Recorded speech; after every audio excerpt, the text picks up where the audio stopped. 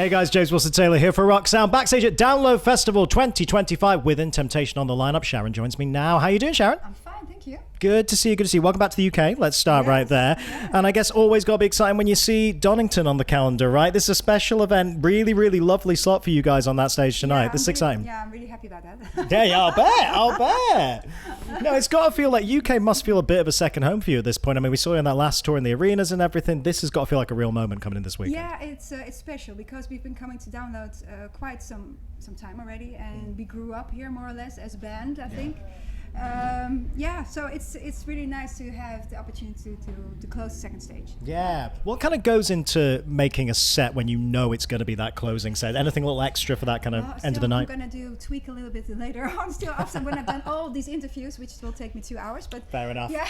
We'll get you out quick. Get you back on that set list. Don't you worry. All good. Needs to be special, guys. No, it's a nice milestone moment there for sure. And nice to see, I guess, some of the new songs in there as well. I guess Sing Like a Siren was the last thing we heard from you, right? Yeah, we're not going to play that though. Oh, fair enough. Yeah, the big part is in Ukrainian. I can't sing in Ukrainian yet, so. Oh, okay. Well, except for 2 sentences, but that's it. Well, I was going to say, I mean, fair play to you. I mean, what an amazing challenge to have as an artist and to try those new things. Obviously, a very, very powerful message there as well. But tell me about that experience of working on that song in particular. Well, I saw the Eurovision song contest 2 years back, and I saw the song of the Ukraine, and of course I'm a bit biased because I'm always supporting Ukraine already at the time, but I loved the song, and I thought, oh my god, this is really amazing, really the Slavic kind of motive into it, and so I said, do support for Ukraine on my socials of the band, and she DM'd me like, oh my god, I grew up with your music, and I said, oh my god, I'm so old now, and but anyway, the thing is that she said, like, can we write a song together? I would love to do something with you. And I said, oh, that would be amazing. I said, you're coming to the Ukraine. Can we see each other? And I said, yes, of course. But I only have a very short time because I have to rehearsal with an orchestra and a choir. And I've never met them before. And it takes normally months to prepare something like that. And she said, okay, no, well, let's meet for a half hour in a hotel and then take it from there. And that's how it happens. Wow. Yeah. Nice and kind of natural like that. That's so nice that it came out of a place of fandom like that. It's just so lovely. Yeah, and she's super duper person, but also very talented, extremely talented. The things she can do with instruments and how this song got together and having this really Ukrainian DNA in it with the motive in there is really beautiful. Yeah, really, really nice. It was such a great fit to hear you guys on that song. Really, really nice and special. I guess the other big project recently, documentary. I mean, what a lovely thing to be able to do and kind of be reflective again. A lot of powerful messaging within that. But again, why did now feel like the right time to do something like that? I suppose like it felt like the right moment in the career to go. You know what? Now maybe we do something kind of a bigger film stage. Well, the thing is, we got approached for doing a documentary about the band for 30 years, as we are almost 30 years together next year. Again, feeling old. But, aren't we all? Don't we all? Yeah, I don't care. You are still around. That's a good thing, right? Exactly that. And the thing is, and we said, well, it feels a bit boring to do a documentary about the band. We're not ready for that yet. Maybe in 20 years, I don't know. Anyways, the thing is, we felt like maybe we can do a documentary about Ukraine and our trip over there. And that was actually it all fell into place because amazing. We were asked for the festival, and I went there and to work with the orchestra and choir, like I said, and trying to get that band Blind Aid on tour with us. It was a full circle. Everything just fell in place. Also, the song with Heil, it became the title track of the documentary. It was never thought of like that, but somehow it just fitted in. Yeah, amazing. It's like you say, you've been so great in your advocacy for that kind of movement, and it just makes all the sense in the world to be able to put that in a film project as well as the music. What a lovely tie in that way. You did mention the 30-year anniversary there. You know, I'm going to ask you, there must be plans. You must be thinking about. No, not at all. Not at all. I think it's so boring. No, to repeat again, like, we're going to play the whole Mother Earth. I don't know. You can hear people get excited in the comments when you just say that, though, can't you? This is the problem. This is the problem you're facing now. Yeah, exactly. Getting older is, repeating stuff from the past. And, of course, I understand that as I'm a fan of a lot of bands as well, and I would love them to play certain albums as well. But maybe in the future, but not yet. Okay. Do you feel like you're marketing, and even if it's just doing something really new and exciting, but themed to the anniversary, have you got any ideas of maybe wanting to just market in some way? Yeah, we are talking about it a little bit, but it's really like 5% of the talks is about that. So it's not really like big on the agenda. So fair enough. Now we're really working on a new album. That's where we're always trying to write new stuff, and maybe that's I don't know. Exciting. What kind of stage are you at in terms of new stuff? Is there a lot of demos planned? Are we in the studio yet? What kind of stage are we at? We're in the studio yet, and trying to determine a little bit more of a different direction for us as a band. Oh, interesting. So, and trying to combine certain things that sound crazy.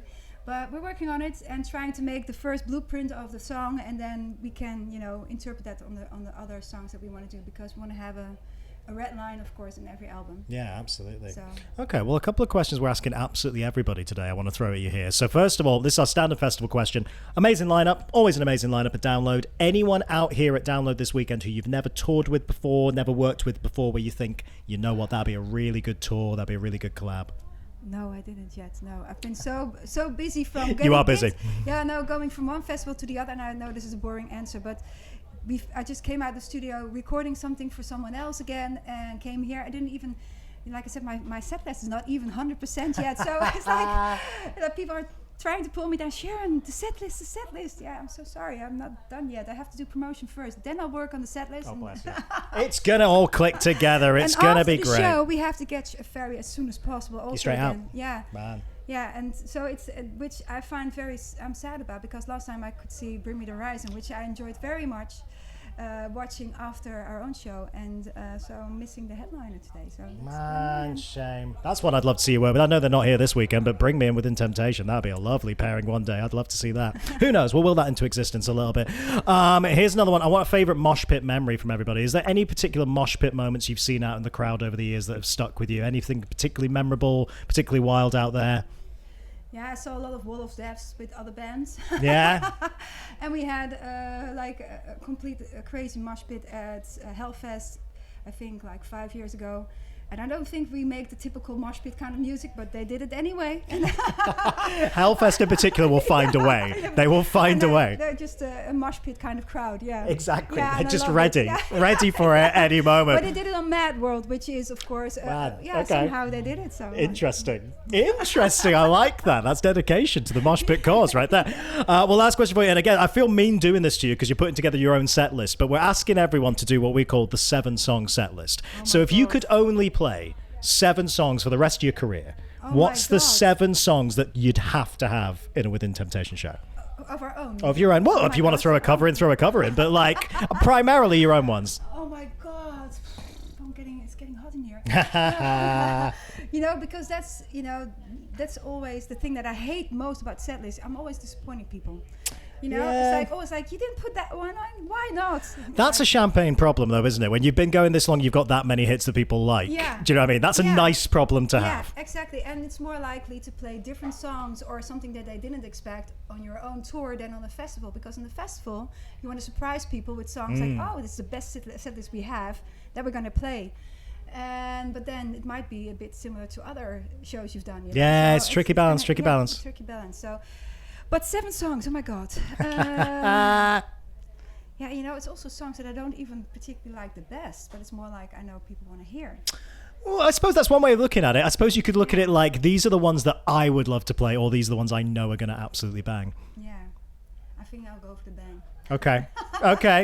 What are we going for? Come on, let's rattle them off. Sorry, yeah.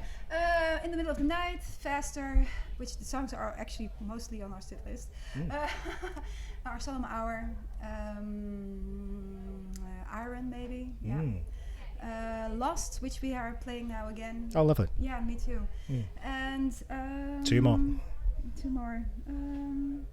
Cyanide Love, I would like to play. We're not playing that one, unfortunately, but we will maybe soon. 2 more, you said. Just one more now, I think. One more, okay. Oh God. The Reckoning. There we go. Okay. There we go. Maybe that'll help you out now. You're doing your set list. We might have just helped you out there. Most of them are already on there. Oh, okay, fine. All right. We're not out that much. Fair enough. All good. Sharon, I'm going to let you go get ready for the show. But congrats on everything. So good to see you back in the UK. I'm sure we'll catch up soon. All right. Thank you very much. Good to see you. Sharon, everybody.